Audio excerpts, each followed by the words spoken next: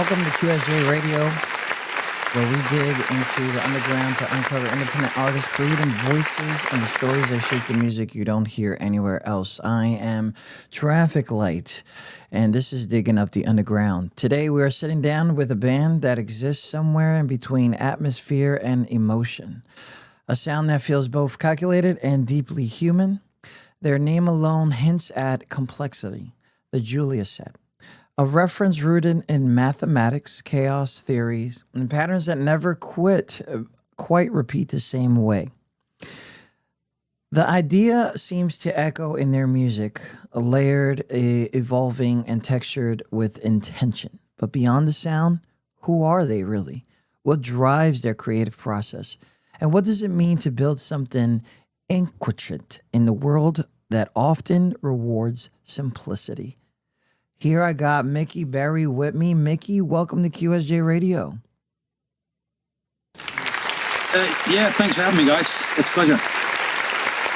So Mickey is here with us, and we are so happy to have you guys here. Not only because you're an unsigned artist and you need to get your story out, because you've been doing this for a while, so you've known so much of the struggles of trying to get this off the road, off into the new world. It's more of a passion now than it was a hobby when it first started. And I want to start this with the Julia Set comes from mathematics, right? Like the fractals, recursion, right? Infinity, complexity. What made you choose that identity, and how does that concept show up in your music? Well, the name itself, as you pointed out, comes from a branch of mathematics. It's actually the name, the Julia Set. There's a lot of different variations that can be used. So back in the 17th century, there was a French mathematician called Gaston Julia, and he patented his own equation, and he made it his own the way he does it, sort of thing. So that's where the name actually comes from, and it was one of our very first early members called Luke, who was a maths teacher. So you can guess where you got that from. But I mean, the infinity thing, the fractal thing going on, there's similarities and it can go in any direction. So we try and write music that's not very samey. We like to have variety in our songwriting. I mean, quite often that is the question that gets asked a lot. What is the Julia Set? Where did the name come from? So, and very often everyone points at me and said, ask him. But it does reflect that. Do you know what I mean? I never really thought about it that way, but our songwriting's got a lot of variety in it, and we try to incorporate some core values in our songwriting and keep it personal, but also keep it relatable. Now, when people first hear your sound, and this is me, I've been doing this for a little bit, so I can tell when somebody is like, on a seriousness, like this is coming from the ground up. People hear your sound, and especially me, there's sense of like atmosphere first. All right, atmosphere before structure. How do you build your songs? Are they emotionally first or technically first? To be honest, a lot of where it starts from is the words, is the lyrics. Me and Mike, we share most of the lyrics. Mike more than me, our bass player. So a lot of it starts from the words, from the stories. Mike will have there's so many different things he pulls from and I pull from that we write down, whether it be a small section, that's a great chorus line, or that could be a great verse sort of thing. We write it down and we build the story around it. Then that's when we bring the music into it and stuff. I'll start trying to find a melody. How can I sing that chorus? How can I sing that verse? And it builds that way. So sometimes it can come from me singing the lyrics to myself a cappella. Sometimes Simon, our guitarist, will read the words and think, okay, I've got some really good ideas. And he'll play a riff that he thinks emotionally it fits with the words, with the story. So we don't have really one specific template of how we start. We start this way every song. No, we don't. You know, it's whoever picks it up first. We've got a vault of lyrics of about 130 or different sets of lyrics. So we've got a lot to choose from. I definitely could understand that. You guys are definitely mature. Okay. Definitely mature and have a lot of age and things like that. We started this podcast with Won't Back Down. What is that song about? And there's a specific reason I started it with it, but I don't think that is the same story that I have. And of course, you know, the songs are out there. They're for public interpretation anyway, right? So everybody takes it how it is. Yeah. But what's the story of Won't Back Down? It's a very old song. We wrote that a long time ago, but we never really got around to releasing it. But I think it stems from a very independent standpoint, because there's so many things out there that there's so many different areas that are telling you can't do this, you can't do that, you've got to conform to the norm. And it's a case of, well, no, because, you know, everyone has their idea of what's right and what's wrong. I mean, there isn't what's right and what's wrong. Generally, there's a good and bad. There's a right thing to do and a wrong thing to do. But I think for our point of view, we've been doing this for a long time, and we have so many different sides of society and friends and family and people that know us that keep saying, isn't it time you gave that up now? Do you know what I mean? You're not 20 anymore, you're not 16 anymore, you know, sort of thing. So I think that's our message to them, saying, well, I can still sing, Mike can still play bass, Simon and Tom can still play their drums and the guitars to a really good standard, as you can hear. So that's us kind of saying, as long as my body lets me do it, nothing you can say to me that I'm going to make me back down from what I want to do. So that's where that comes from. I won't back down. Doesn't matter what you say. I won't back down from what I want to do, from what we want to do as people, as musicians. So, and I think, take it, use it, whatever it's relatable in that way. It's whatever you guys interpret. I came to the sense that it was something to that. I thought it was extremely personal. Probably somebody who probably should shut their mouth, and you realize that, you know, I'm going to do this regardless of your opinion. It just aggravates me that someone who I thought would support me is opening their mouth in a certain way. And of course, these are the times where a lot of people are not going to back down. They're not going to back down from their opinions. They're not going to back down from a bunch of things. And it can cause a little bit of a tension. I actually woke up this morning with an energy to cause tension, which is way not because, but I think it does fuel a lot of creativity with that, and I think that song should be understood as like there's going to be some really close people that you thought were supporters of you that actually do not support anything that you're doing, and you need to take that and use that as leverage, as a step to move forward. And I really appreciate that song coming from you guys. Thank you. You're welcome. There's a tension in your music between control and chaos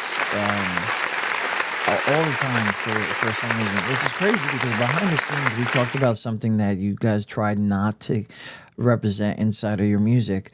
And for some reason, I feel like there's like this thing where it's like there's subliminals in almost all the songs. Possibly, Is that the intention, or do you feel like if it doesn't feel like you're releasing something, you know, like a story, a pastime, something like that, is that part of your process in your writings?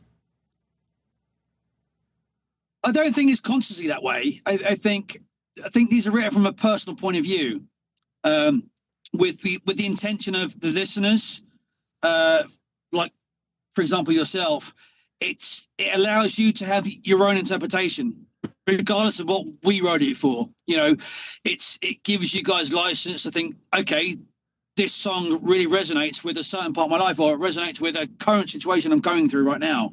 You know, regardless of what the words are or what we think it's about, we always encourage people to say, use it for whatever. Do you know what I mean? Yeah. It's like, please don't take cues from us. Take cues from whatever your mind is telling you it's about. Do you know what I mean? So every one of our songs has got a different viewpoint. It's got a different story behind it. It's got, you know, for whatever reason, you know, there's layers to it. You know, certain parts of what we do is like, okay, is this chorus going to be really good crowd please? Is it relatable? Can the crowd follow this chorus easily and sing along to it?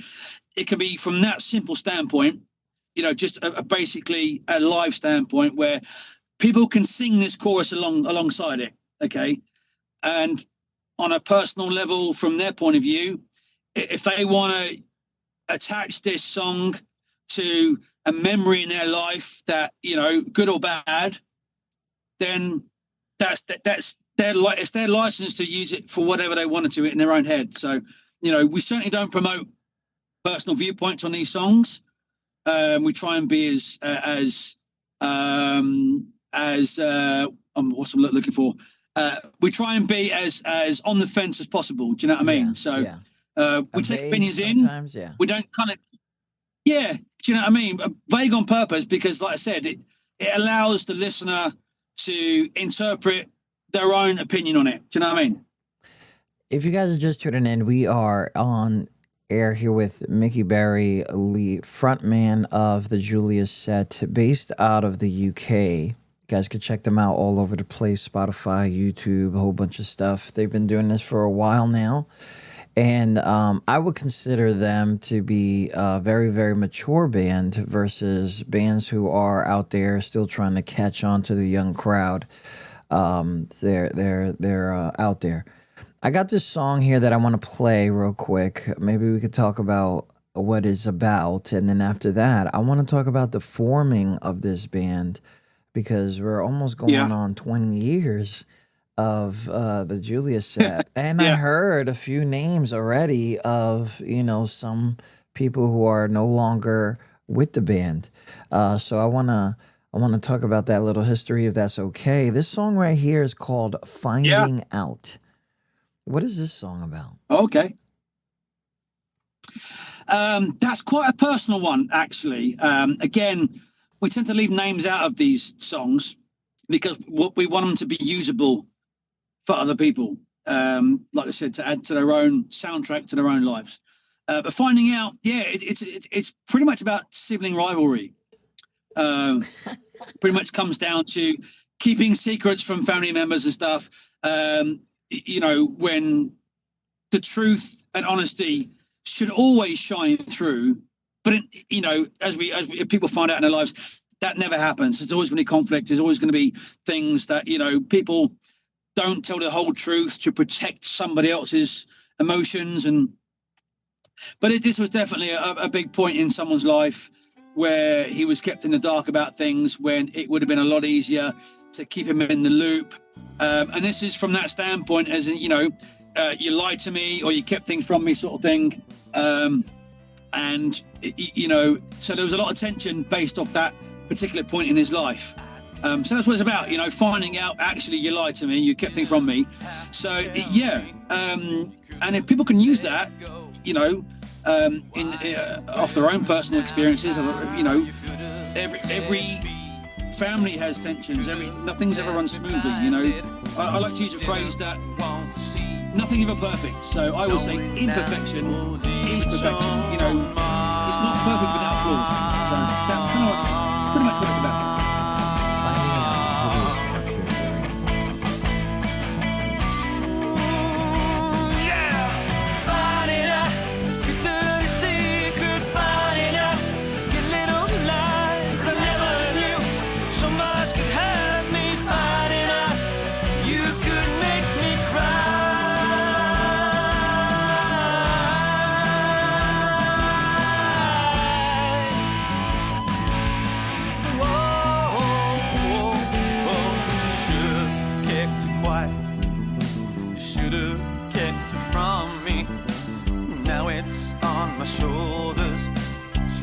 Sleep. little bitter, now it's all on me. Your pardonness is all but over. You crashed into my life. The wreckage left is there for all to see.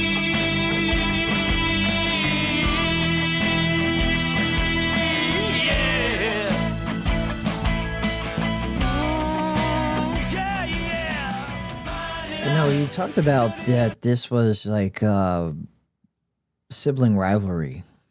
And before I did this music, this thing that I was doing, this thing I'm doing now, I used to make music. Yeah. And what I really thought was kind of my most personal album was a whole album against my family. It was... it is so crazy. I was in my early 20s, and you know, you really don't know things in the early 20s. Your emotions are all over the place. You're judging what you got going on from what other people got going on. You're blaming your parents for like everything. But you know, the decisions are your own. The decisions are your own, and it can be hard for people to understand that. And it's kind of crazy when people don't realize that. Like sometimes it's hard being in a family full of like contradiction, and you know, and I know certain people have like deeper family issues and addiction and a whole bunch of stuff, but even when you got everything, there's always like this kid that ends up growing up as the favorite, or somebody who's shunned, or you know, in middle class or something like that. It's somebody is always like a black sheep, and some people really got to understand, like you know, like families are not perfect. They get perfect at a time that you do not believe you're even going to see. Like you do not, and it's and it comes with age. You know, I'm at that age right now that I'm like, believe it or not, Mickey, I got a lot of children, and some of them are older, and they have blamed me for their failures in their life, and I'm sitting here like, what? Yeah, like, you know, and it's just like, what are you talking about? Like, I didn't guide you. I didn't do this. I didn't do any of that stuff. Like, yeah, of course I didn't, because after a while, their society said that I need to back off and let you do what you want to do. So I did that. And then when I did that, now I'm blamed for it. Like, it makes no sense. It makes no sense. But, you know. No. But anyways, as you can tell, some of the music is hitting me personally, which I'm sure is an intention of a band, especially a group of guys that are getting stuff together. I've noticed that the band is kind of age difference, right? It almost like you got a little boy on the team. You got your older brother on the squad, uncles there, blah blah stuff like that. When did this start forming? Because I'm sure that kid was not like 8 years old when you started the band. Like, you know what I mean? Like, I'm sure he was and playing guitar, because that's a whole different story. But when was the band started, and you know, what is the situation now? Was people, did they leave? Did they, you know, what was the situation in the history of the band, and how did you keep it up? Well, it started out, I mean, our bass player Mike Atkinson, you know, he's been playing bass for eons now, you know, for such a young age. He found his niche, he found his passion. So I was in the process of just applying to different adverts and stuff that, singer wanted, you know, just scattergunning my applications. And I turned up at this little rehearsal studio in a place called Newbury, which is sort of in the middle of the south of England. Did a few songs with these guys, did a few live sessions with them. And to cut a long story short, we fit the bill. It worked well together. And we started to get together a bit of a good list of cover songs, because that was our plan. Right, let's just play together. Let's get a load of cover songs together that we like, that we know are going to be liked, that are popular, and go from there. So me and Mike then split off from the original kind of cast list and decided, okay, we can bring in our own people that are going to be a lot closer to home, a lot more on our page. And funny enough, talking about playing Won't Back Down, like I said, that was one of the very, very first songs we ever wrote together, me and Mike. And then that aside, we then brought in some new people, a new guitarist, a second guitarist, a piano player, and the original drummer. So there was 3 of us, and we brought in a keyboard player and a second guitarist. And then from then, we just started to rack off these covers. We did cover gigs all over the place. All the while behind the scenes, we were writing our own stuff. We're beginning together some stories. We're beginning together working on that. We got to a point where we were really happy with some of these originals and started to play those in our cover set. We were asking the audience that knew us pretty well by then to look, we're writing our own stuff. Would you mind if we played some? And like, yeah, great, brilliant. And we started doing it, and it really started to flow. So then we made the transition. We got together a few songs. Right, let's record this EP. And then finding out that, pardon the pun, finding out that, it's a much different world between doing covers and doing originals, because it's a completely different set of rules. You go to different places, you play half an hour set, that's it sometimes. Whereas the covers, you've got an hour and a half to fill, at least. So we had to learn quick and learn the transition. And then it got to like 2017 and things were going a little bit stale. People had aspirations of doing, for example, Rob, the original drummer, wanted to do more photography. Paul he had plans to go and tour the South Hemisphere and stuff. So we parted ways, and then we got a new friend of ours in to start recording guitars for us. Wow. And then we carried on writing stuff. We carried on writing music. And then during COVID, we made the decision to advertise for a guitarist and a drummer, because we needed to, we've got loads of stuff. We want to carry on gigging. So that's when Simon came in. That's when Tom came in. Tom, as you said, he's a child. Well, he's not really. He's in his early 20s. And he is mature beyond his years. He really is. He is so talented. He's a tech guy now. He runs tech stuff. He runs sound and light for different productions as his main job, as well as drumming for us. But he also has history in theatre. I don't know if you guys have obviously you must know that the film and the stage of Oliver. Yeah. Please, sir, can I have some more? He was Oliver in a production, and I've known him since then. I've worked with him on stage as well. So wow, it was a no-brainer to say, Tom, we need a drummer. We've got some recording to do. If it goes well, yeah, we'd love to basically have you as our main drummer. And that's where it's come from. So, and they've worked so well. We've gone back. We recorded a lot of the earlier stuff from the first EP to update it, more energy, more attitude. Simon's a much more accomplished guitarist. He's got such a great range.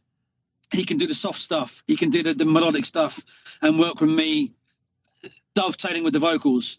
And then you let him loose on a solo, as you've been hearing, hopefully, researching what we do. His solos sometimes are dangerous, because you can watch him soloing on stage in a gig and completely forget that I've actually got to start singing again. And Mike's the same on bass. It'll go dead apart from guitar. Oh, crap, I've got to start singing again. I've missed my cue. So you get lost in the mix with everybody. You're a fan. I mean, you're a fan by then. It's all. Yeah. So that's pretty much up to date now. Big shout out to everybody listening. I appreciate that backstory. What's crazy is this band is about to hit a milestone of togetherness, especially the name. How do you find ways to encourage yourself? I know we started with Won't Back Down, and that story is basically saying, I'm not giving this up. This is where I feel like I'm good. But Yeah. where do you find it yourself? Because sometimes, I like getting up in the morning, but sometimes I don't want to get up in the morning, but I have to get up in the morning, right? Like this is something that feels like that because if you don't do it, then something feels empty, right? Like Yeah. what is that motivation for you to remain in such a crazy world? And I say that because I know what you guys are. I somewhat know what you guys are going through, with the exception of like, you guys get gigs, you guys know people. There's bands out there that just do music and don't go out there and don't represent themselves and don't brand themselves, and don't go through the Yeah. struggles. And you guys are going through the struggles and find some peace in it. What is that motivation? I think we take cues from each other, because we're big music fans. There's probably a day doesn't go by where I'm not listening to a playlist or some new stuff. It all depends on. We have we have meetings online every week, 3 or 4 times a week sometimes, whatever it is. So, and we socialize with each other every day, and because we're big music fans. And we've got a cacophony of different venues all around us. Places like in England, we've got Reading. We've got places in Oxford. We've got London, of course, on the south coast. And there's a reason why the broader industry loves coming to the UK, because it's such an appreciative audience. But gone are the days where you have a number one band that you follow religiously. Now I grew up on Bon Jovi. My number one was Bon Jovi. My first gig concert was the Crossroad tour in 1994. I was hooked. I think that's when I decided I want to do this. I can do that. I can sing. I can, take my cues from that. But because we go and see a lot of music live, we kind of think, oh, great. And you compare it to, well, yeah, when we're on stage, it's such a great feeling. So I think we're encouraged by seeing other live bands, encouraged by listening to big bands do covers, so they're broadening their horizons by doing that. Yeah. And we've got so much in the vault to work with and so many stories, and it's a case of when we do get on stage and we feel that buzz, and then we get in the studio together, and then we go through a set, and we have such fun in the studio. And it's never serious. We always do a good job. We always commit to ourselves. But yeah, the fact that you get a continuous buzz from being on stage and in the studio and recording stuff, even at home in our studios, it's really infectious.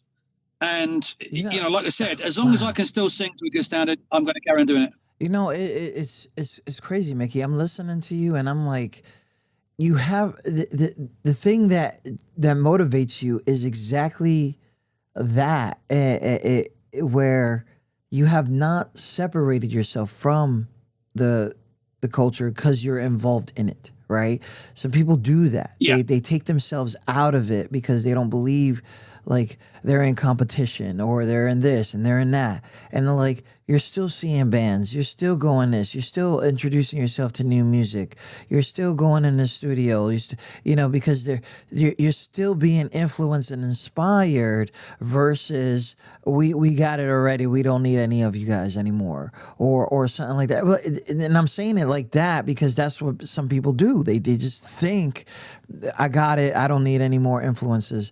And it's crazy because it's like it's almost like the cliche saying, students of the game, right? Where you constantly are learning new ways, new things, new that, and wow, and it just opened up my eyes a little bit, because I think that sometimes I have done it to myself, where I've taken myself out of the picture because I didn't want to be represented that way. In a way, I thought I was protecting myself, but in reality, I was. What am I protecting myself from? if I didn't learn what it was, right? So it's just something crazy. But anyways, thank you so much for that, Mickey. Thank you so much. Sorry, it's like I'm Yeah. like I'm there with you because I'm sitting there and I'm like, Yeah. this is not cliche. This is not small answering questions of what our influence is and what keeps you going. It's not a damn it's not coffee. It's not coffee. Coffee's not the reason that you go to the studio. You go to the studio because you feel good No. there. You're learning from there. Yeah. You're with your buddies. Same goals type of thing. And and if we don't have the same goals that day, then it's still a learning thing because then you learn from that person on what days not to mess with. Anyways, Yeah. I'm going off of that. Thank you so much. Thank you so much. So anyways. So the Julia set is the new singles are out, and I guess you're releasing new things coming up for 2026. What's going on with the Julia set? Well, actually, we've just released a brand new EP. We've taken some of our previous singles, and as is sometimes the trend. With a lot of older songs is they remaster them and update them for current times. So remastered for 2015 or remastered for 2026, which is what we've done. We've actually gone back with some of our singles and we've revamped pieces of those songs to give them extra little bits and pieces here and there. So to the untrained ear, it's going to be, oh, wow, so this is a great new version. So to those of us, them that do follow the songs, they'll be able to hear the old bit and what's new. Obviously the name of it is Jury's Out. The Jury's Out is now a 4-track EP exclusive. Yeah. So as the track list goes, we've got 4 songs on that one, which is the way it works. I mean, a company we're using is called Elastic Stage. And as far as they're concerned, 4 songs is an EP, 5 or more is an album. So, okay, we'll go with that. And it's funny how we came to that because Jury's Out doesn't really lend itself to any of our songs or any line in the song or any subject of a song, really. It's more of a broader theme with what we are as a band, as a brand. And I mean, as the theory goes and as the saying goes, as a phrase goes, in the arts, when you're creating something from your own personal stories and you're doing it because you want to put it out into the public and you want to know what they think. You want interaction. You want thoughts and opinions. And as the saying goes, you're putting it out into the court of public opinion. So with the whole courtroom thing, Jury's Out. And actually, the artwork we did for that is in a place called Runnymede-on-Thames, which is near Windsor. And there's a monument called the Jurors. It's a set of 12 chairs. So the photo shoot was centered around these 12 chairs called Jury's Out. We're there on our own. So that's where the name comes from, Jury's Out. And there it is. Take it, use it. You can buy the vinyl, you can buy the CD, you can stream it on Bandcamp, which is the new version. We try and keep it localized and not too broad. We want to try and be a bit different and get on the coattails of vinyl being popular again for the last 12, 15 years. But yeah, again, as the name says, Jury's Out. What's your opinion? What's your verdict? Let us know. Please interact. We like to respond to most people that interact with us. You know what I mean? We absolutely love talking to the listeners and what they think. And, we don't really give ourselves a comparison. Oh, we sound like this band or sound like that band. No, it's not up to us anymore. It's what do you guys hear? What bands do you think? I got the site up here for you guys. If you guys want to go, juliaset.com/music. Make sure you guys go check over there. That's the and this is just me displaying it. That's the album art right there. The band's in the back chilling. The 4 big chairs right there. Shout out to those chairs though. Those chairs are like lovely. Here you can click on any one of these songs here, or if you see Bandcamp, Tidal, Spotify, Music, Apple Music, and Amazon Music, these are in on YouTube, all those places.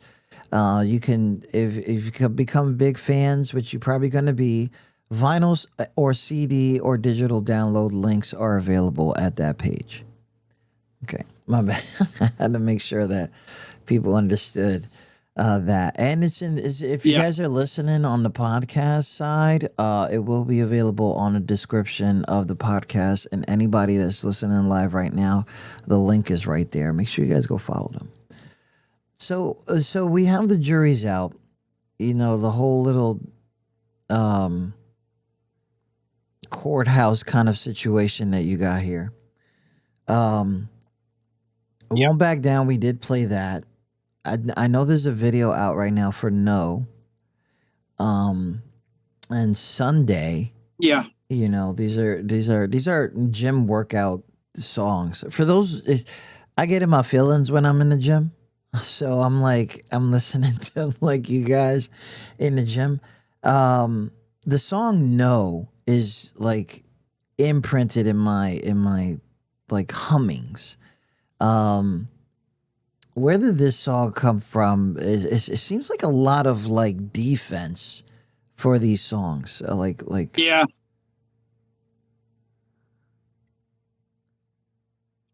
Yeah, a little bit. I mean, it's that and Won't Back Down a similar to a certain point. I think Won't Back Down is more of a broader thing going on. Yeah, so with generally, No, though, with No, I have like double take with it. Like, is the song really called No? Is it? Yes, it is. Okay. Yeah. So, what are you saying no to? I'm like, bro, like almost everything is like, get out of my face. Literally what it is, if you look at the artwork for it, it's literally, you know, talk to the hand. That's what the artwork is, talk to the hand. You know what I mean? It's if you're gonna talk smack, it's not gonna work on me. Do you know what I mean? It's like you can talk me down whenever you want. You can demand what you want from me, but I am my own person. You know, you're not gonna get conformance out of me if it's not what I want. So no. You're not going to win this time. No, it's not going to turn out fine. You know, and stick it where the sun don't shine, as is one of the lines in the song. You know, so again, where that differs between Won't Back Down is this is much more of a... Mickey is an angry man, people. I'm telling you, you gotta be an angry guy. Not me. I mean, I didn't write these ones. These are Mike's lyrics. These are Mike's. Oh, let's blame Mike. Let's do that. Yeah, let's blame Mike. He's not here, so I can blame him. So we have something here where I want to ask if, you know, because obviously this is new ground for you when it comes to people that you've reached out to. We've been doing this for a very long time, and we do appreciate that you chose us. Now, for somebody who's listening to you guys for the first time, what track would you think they should start with? Oh, if we're talking the new EP, I would say, I mean, there's a completely universal theme when it comes to this kind of thing, and it's a song Sunday. Okay, doesn't matter where you are in the world. Okay, for the most part, we have 5 days a week. We have the weekend, and I think there's an absolutely universal thought and feeling about the day of Sunday, because to us, it's split in two things. You get a lie in and it's great. The feeling is great. You can stay in bed till 11, 10 o'clock in the morning, midday in the morning, you know, nothing else to do. But there seems to be this universal threshold when your brain shifts from another day off, great, until your brain starts to go, oh, crap. Tomorrow's Monday, tomorrow's work again. What happens to the weekend sort of thing? So Sunday, definitely. I think Sunday's probably one of our most universal songs because it appeals to every single working person on the planet, where it's a case of, it's like the restart you know, button. I think that feeling. Yeah, I think the day of Sunday itself, the feeling you get on a Sunday, it's definitely a universal thing. You know, I think everyone at one point in life has experienced that feeling on a Sunday afternoon, where it's the dread. You know, they've got to go to bed early, 9 o'clock in bed tonight because I'm up again at 6 a.m. for work. You know, the song literally depicts that transition. Despite its melodic and upbeat kind of riff and tone, the words and the story kind of suggest something else. So I think that the song can dovetail. You can still get a really good feeling from the sound, the riff, the melody, and you can still appreciate what the story's telling you. I'm going to play a little bit of it from the music video that's available for you guys on YouTube. This is the Julia set Sunday on QSJRadio.com.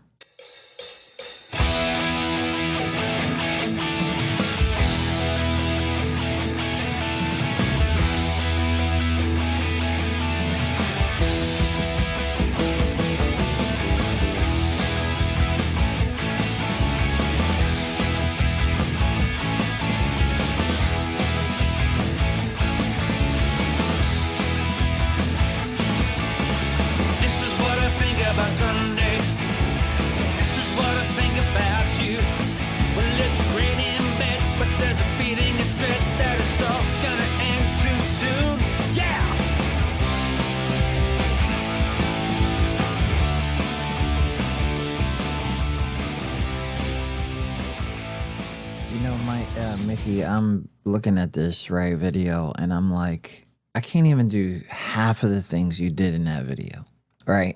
I can't do a twist. I can't extend my legs that far. I'm sitting here like my back is already hurting. Being the front man, you know you have such a responsibility to that, to that band, not only as what you're doing here for them, what you have to do on stage. Are there any stretches you do? Like, let me know, because I know you're about. I'm like every day. You get to my age. I mean, I used to play football, or you guys would call soccer. Don't worry, I know the difference. Yeah, I used to be a goalkeeper, so. Ooh. So hence my slightly awkward disposition where I'm not quite fully all there brain-wise. So I have no shame. I don't get embarrassed by anything. So anything is fair game, to be fair. So when we're on stage, I mean, there's rituals and stuff. I'm a big coffee connoisseur. I love my coffee, and that's normally a mainstay with what I do on stage. I've always got a cup of coffee somewhere, whatever it is, make sure. Plus the fact with the caffeine, it does spark things in my brain where I'm a lot more articulate. I pronounce things better and stuff. So I'm very conscious of doing that in my songs when I'm singing. And more importantly, we call it spiel. So when you're talking to the audience, when you're in between songs and you've got to fill that gap, because you never know when you might have to do it a bit more than sometimes before. Whether Simon breaks a string or, there's a technical thing going on. So with you being on the air, you can't have dead air. That's the worst case scenario. So you've got to, But as for limbering up, do you know what I mean? I'm used to it. And sometimes afterwards, if I do feel it, getting to this age now, I mean, this year's my half century. So man, it's congratulations. I definitely feel it than I did 15 years ago. So, yo, congratulations! Oh my God! So, off record. So if any little pain is like you feel like it's over, right? Like that. Trust me, it might not look like it, but I'm almost there. I'm telling you right now, like I'm 7 years behind you. Just put it like that. So okay. So I'm not too far. So, but good job. You're doing really good out there. You're doing really good for somebody your age. So, and you should know that, you know. So shout out to Yeah. that. If you guys are just tuning in, we're closing in on the Julia Set. Please go to juliaset.com for more information. Make sure you guys follow them all over the place on Instagram, all their social medias. Videos are all over the place. Subscribe. They got a lot of things coming up, especially this year. We're in spring, which usually means that you got a lot of gigs coming up. So what are we seeing you guys on festivals coming up soon? Or is this just going to be like an interview run? What's going on with the Julia Set, and where can we spot you? Yeah, we've got a few bookings towards the middle of the summer, so July and August time, which tends to be, there's a lot of festivals kind of starting from kind of May normally, but they really bulk up between June, July, August, and sometimes September. So we've got, at the moment, we've got a big festival coming up in August, which we did last year, called Cambridge Rocks. Now, Cambridge is sort of the eastern side of England. It's been going about 20 years, so we're going back again this year for that one. Now, funny enough, the video to Sunday, which you played, that was filmed in a place called the Great Barn, which is in a place called Harmondsworth, which is near Heathrow Airport, LHR. Everyone should know that one. And this Great Barn is celebrating 600 years of existence.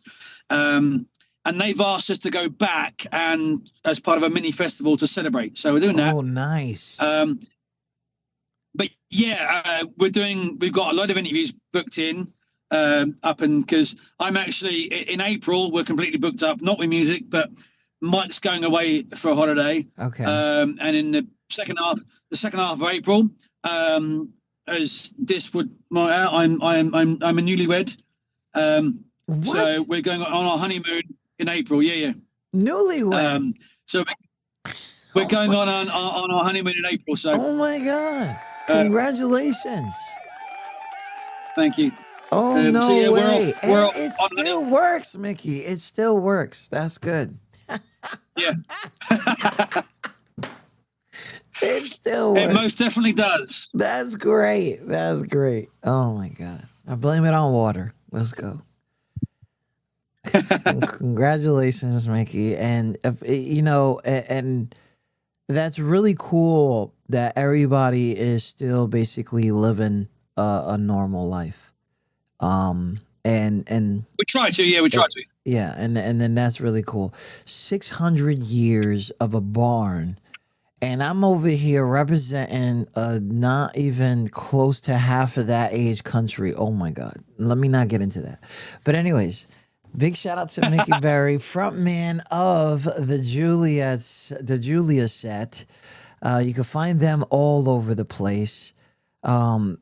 Mickey, thank you so much for coming in here and letting us know about your guys' history.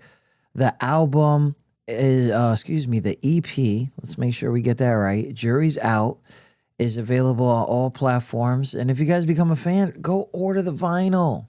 Vinyl's here. It's not even like coming back. Yes.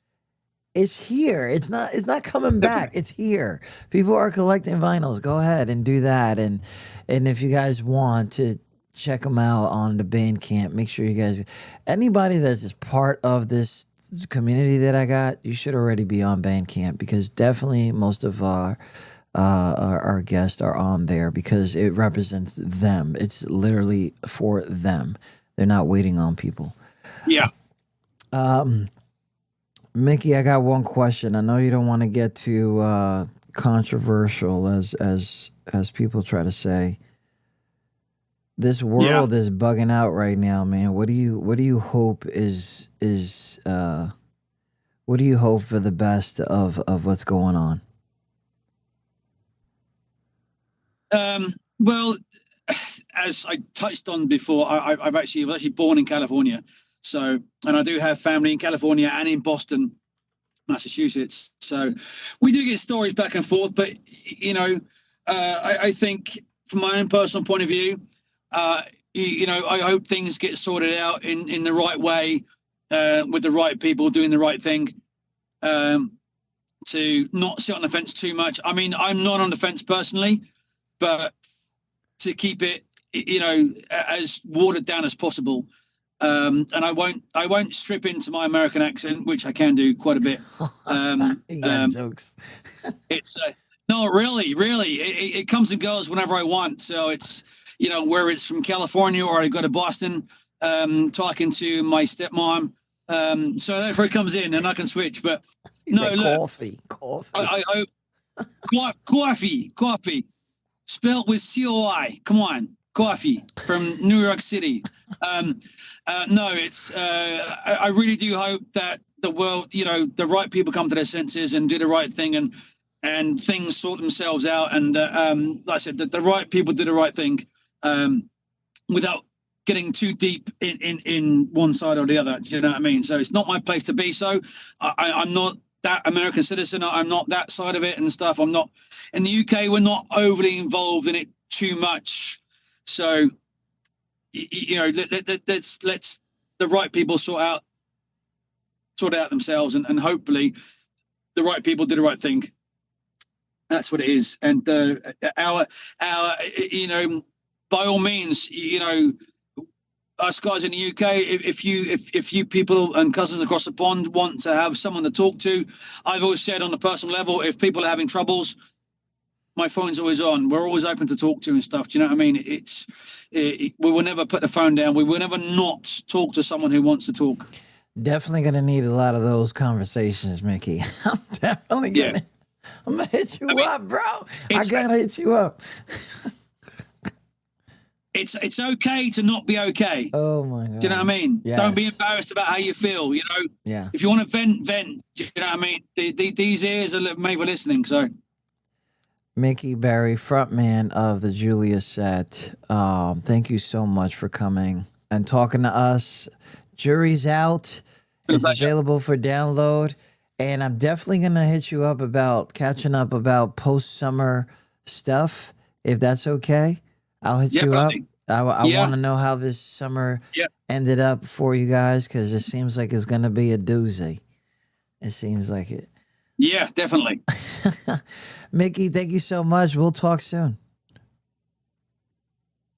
Been a pleasure. Thanks, guys.